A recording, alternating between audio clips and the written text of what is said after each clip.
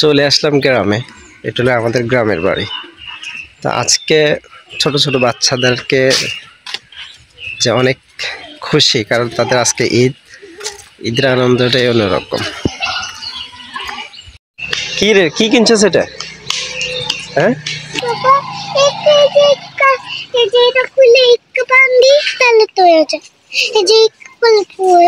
ঠিক আছে। কিরে, কি করস?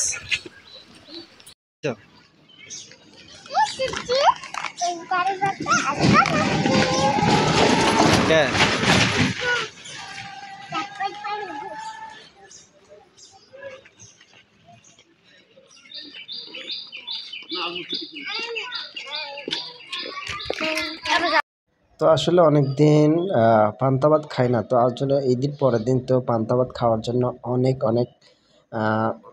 ইয়ে করলাম, বাহানা করলাম যে আসলে মা বলে যে ঠিক আছে তাহলে পান্তা ভাত আছে, তাহলে পান্তা ভাতগুলো খেয়ে নে। তাছাড়া ভর্তা আর হলো আপনার ডিম ভাজি দিয়ে অনেক ভালো লাগলো আমার। দেখলে যে আসলে ছাদের উপরে যে গাছগুলো রয়েছিল, আসলে যে মেহেন্দি গাছটা, এই মেহেন্দি গাছটারও কথা, আসলে মেহেন্দি গাছটারও অবস্থা খুবই খারাপ।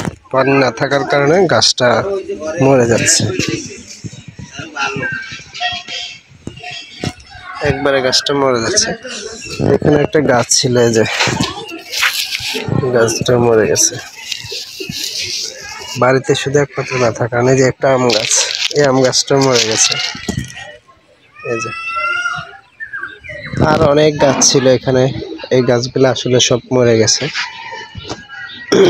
আবার এই জায়গাটাও একটা সিম গাছ ছিল, অনেক বড় একটা সিম গাছ। তো আসলে আমরা যখন ঢাকায় চলে যাই, তো এই সিম গাছটা আমরা রোপণ করছি, চলে গেছিলাম, কিন্তু কত সিম ধরে রেখেছে দেখছেন, কত সিম, একটা সিমও হয় না, সিমগুলো ধরে রাখছে। এগুলো এসে আমরা ঢাকার থেকে পেরে গেছে, এত সিম ধরছে, এখন সব শুকায় গেছে।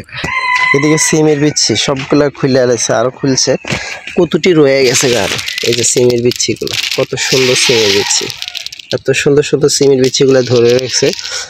অনেক ভালো লাগছে আমার কাছে। এই যে গাছটা কালকে কাটলাম, কাটার পর দেখলাম যে অনেক সিমের বিচ্ছিগুলো, কত সিমের বিচ্ছি। এদিকে যে কাঁঠাল গাছ আছে, একটা বড় গাছ আছে, এই যে একটা কাঁঠাল ধরে রয়েছে, এই যে একটা কাঁঠাল ধরছে দেখছেন, অনেক সুন্দর। এটা ছাদের পাশে এই কাঁঠাল গাছটা। আসলে ঢাকার মানুষ যখন দেশে আসে তখন জিনিস আসলে নষ্ট হয়, বাড়িতে না থাকলে মানুষের আসলে অনেক জিনিসই নষ্ট হয়। এদিকে আরো অবস্থা দেখবেন, খুবই খারাপ অবস্থা।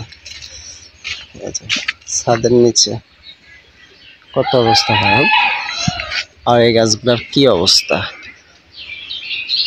সব অবস্থা খারাপ হয়ে গেছে।